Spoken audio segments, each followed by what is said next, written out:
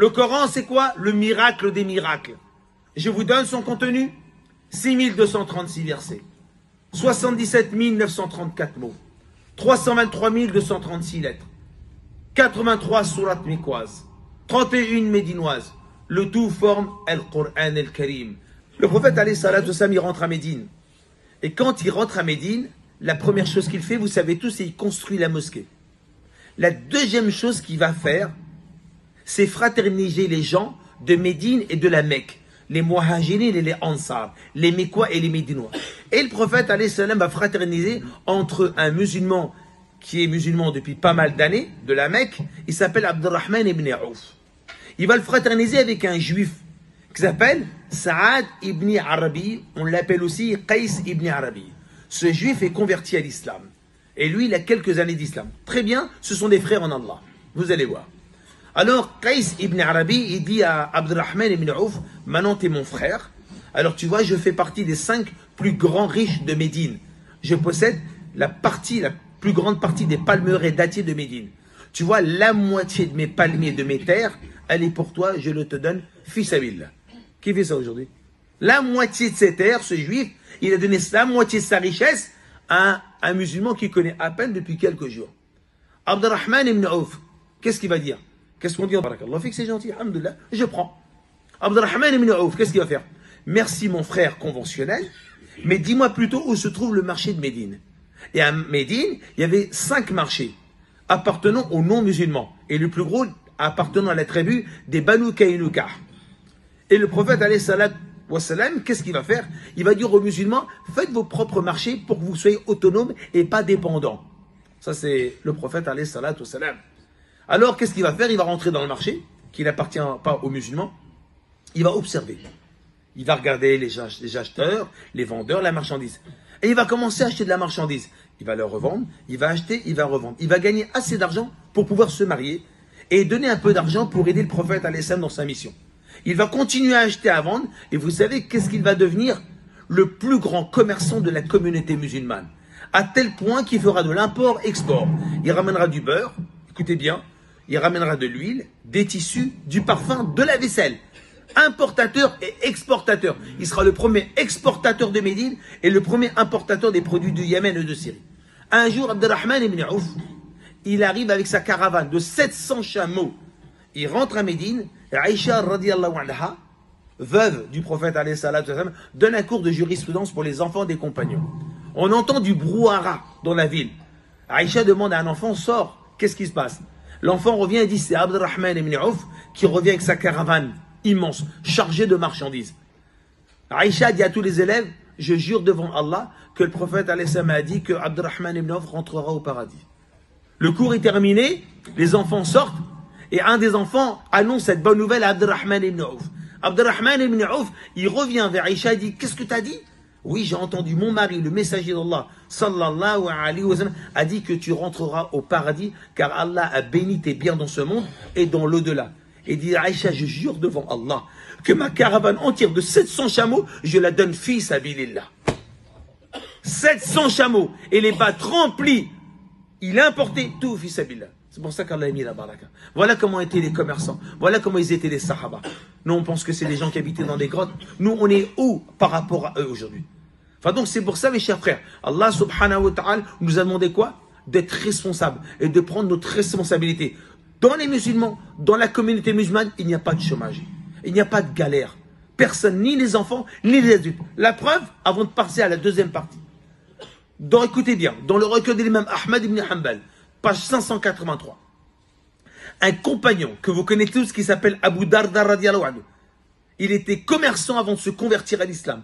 Il a changé même sa boutique pour être devant la mosquée. Quel sacrifice. Il n'a pas regardé la clientèle.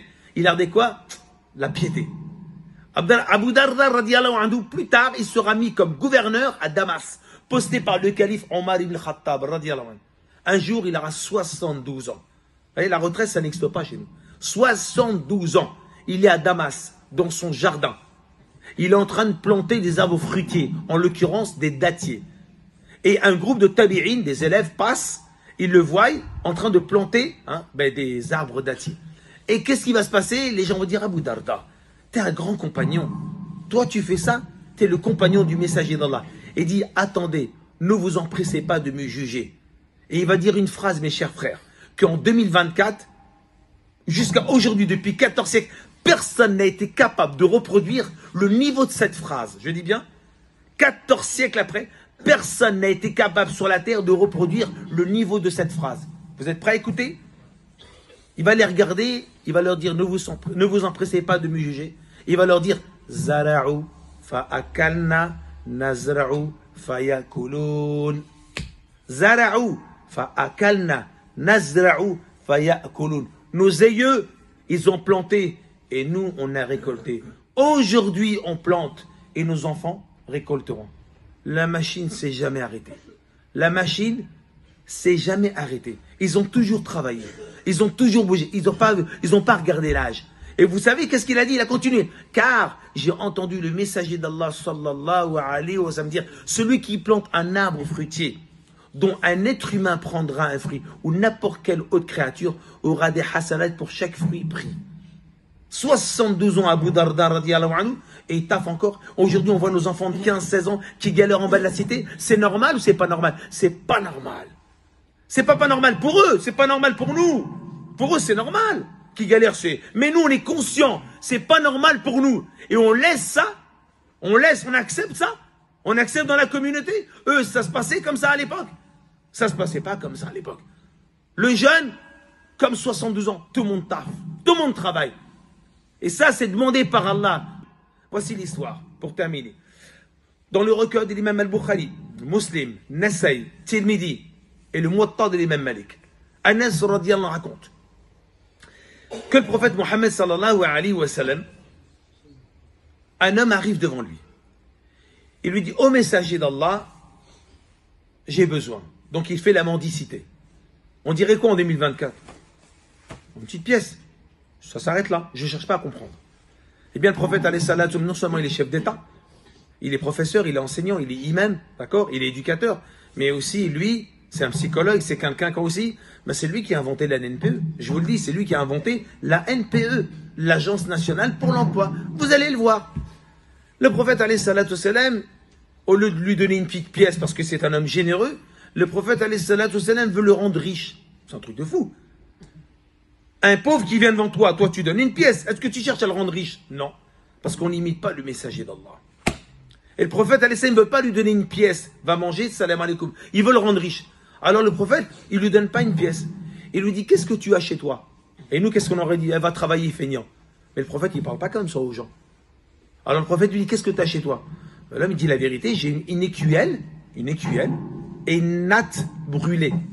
L'écuelle, on s'en sert pour manger moi et ma famille. Et j'ai une natte brûlée, on s'assoit dessus, on mange et le soir, on s'en sert comme couverture. Même le migrant à Paris, il a mieux. On a tous fait des maraudes. Le migrant, il a une tente, il a un duvet, on lui ramène des gamelles. Donc lui, qu'est-ce qu'il a chez lui comme richesse? Une écuelle, on s'en sert pour manger, on fait même l'ablution. Et puis une natte brûlée, on mange dessus et on s'en sert comme couverture. Quelle pauvreté! Alors le prophète lui dit, ramène-moi-les. Il lui ramène l'écuelle et la natte. L'homme, il ne sait plus quoi faire, c'est toute sa richesse. C'est comme si tu prenais son pavillon et dit, viens avec moi au marché. Et le prophète, il va au marché de Médine. Et le prophète lui dit, tu me laisses faire? L'homme, il dit, ok. Et le prophète dit, qui va acheter cette écuelle et cette natte brûlée? Qui va l'acheter? Un homme dit, 1 dinar. 1 dinar. Toute sa richesse. Le prophète, il dit rien. Un homme dit, moi, je propose 2 dinars. Le prophète dit, d'accord, viens. Donne-moi les 2 dinars et tu prends l'écuelle et les nattes brûlées. Il n'a plus rien là. Le sahaba, il n'a plus rien. Mais il fait confiance en Allah et au messager de Dieu. Et le prophète dit maintenant, regarde, tu vas prendre 1 dinar et tu vas acheter à manger pour toi et ta famille. Et l'autre dinar, tu vas acheter une pioche et tu reviens me voir. L'homme, il revient avec la pioche. Le prophète alayhi salam lui met un manche et il l'attache. Maintenant, tu vas couper du bois, tu vas le vendre. Tu vas racheter, tu vas couper du bois, tu vas le vendre. Je ne veux pas te voir avant 15 jours. L'homme, il revient au bout de 15 jours. Au messager d'Allah, j'ai 10 dinars. Et le prophète alayhi salatu wassalam dit, c'est pas mieux pour toi que d'arriver le jour du jugement avec des brûlures cautérisées. C'est ce que ça veut dire. Celui qui ne bosse pas, c'est l'enfer. Celui qui ne bosse pas, c'est l'enfer. Le prophète dit, c'est pas mieux pour toi que d'arriver le jour du jugement avec des brûlures cautérisées. Un exemple. On a tous dans la famille des gens qui sont morts. D'un cancer, peu importe. Ils ont été à l'hôpital, chimio, ils ont fait ce qu'ils ont pu. terminé, on ne peut plus rien faire, les métastases sont partout. Le médecin dit, écoutez, je vais vous réunir la famille, il ne reste plus que 15 jours. Donc, restez auprès de lui. Est-ce que pendant 15 jours, on ne lui donne pas à manger? Il va mourir dans 15-20 jours. On ne lui donne pas à manger? Bien sûr qu'on lui donne à manger. On ne va pas quand même le faire mourir de faim avant la mort. C'est la même chose. Le prophète me dit, si l'heure arrive, la fin du monde, et que quelqu'un peut planter encore une graine, qu'il la plante. C'est-à-dire que si demain c'est la fin du monde, dans une semaine, on bosse encore. C'est-à-dire qu'aujourd'hui, mes chers frères, comment ça se fait qu'il y a du chômage chez les musulmans? On n'est pas capable de travailler. Donc c'est pour ça, mes chers frères, aujourd'hui, il y a un proverbe pakistanais qui dit que le travail d'une femme vaut mieux que le discours de 100 hommes. Une femme qui bosse, c'est mieux que 100 conférenciers qui crachent du feu. Parce que les paroles ne donnent rien. C'est le travail. Elle bosse pour la communauté musulmane. Et il y a un autre proverbe qui fait mal. C'est un rabbin qui m'avait donné cette parole-là. Il avait dit, si tu ne donnes pas un métier à ton enfant, t'en feras un voleur. Ben, si tu ne donnes pas un métier, tu ne l'aides pas pour l'école, tu ne veux pas payer des cours de soutien, hein, parce que non, tu préfères construire autre chose à droite à gauche. Hein, donc s'il ne réussit pas à l'école, ou alors il n'est pas dans les hautes études, ou master ou licence, minimum, tu l'aides à trouver un boulot. Et s'il n'a pas de boulot, s'il vole, c'est toi le responsable. Parce que tu n'as rien fait. Ton argent, tu l'as mis où? Là-bas, tu l'as envoyé là, hein, très très loin là-bas, hein, derrière la mer. Et le jour du jugement, il va t'attaquer. On demande à Allah Ta'ala, mes chers frères, qu'après cette khutbah, chaque musulman, il n'y a pas de chômage chez nous. On travaille tous. Tous les musulmans, on doit bosser. Comme les sahaba, ils travaillaient, jeunes, anciens, nous, dans l'islam, il n'y a pas de chômage. Ça, on le retire de notre vocabulaire. سبحانك اللهم وبحمدك نشهد ان لا اله الا انت نستغفرك ونتوب اليك اللهم صل على محمد وعلى ال محمد كما صليت على ابراهيم وعلى ابراهيم في العالمين انك حميد مجيد اللهم élève cette communauté musulmane comme tu as élevé les sahaba. Allahumma honore-nous comme tu as honoré les sahaba. Allah agrée-nous comme tu as agréé les sahaba. Allah utilise-nous comme tu utilisé les sahaba. Allah élève-nous comme tu les as élevés. Allah bénit cette communauté musulmane. Allah sauve notre jeunesse. Allah sauve nos enfants, sauve nos épouses, sauve les anciens, sauve les jeunes. Allah met la baraka dans cette communauté musulmane. Allah unis-nous. Allah met le bien dans notre argent. Allah met le halal dans notre argent. Allah met le bien dans cette communauté. Allah rende nos paradis larges comme les cieux et la terre. Subhana rabbika rabbil izzati amma yasifun. Wa salamu ala al-mursalin. Walhamdulillahi rabbil alamin. Aqimus salat.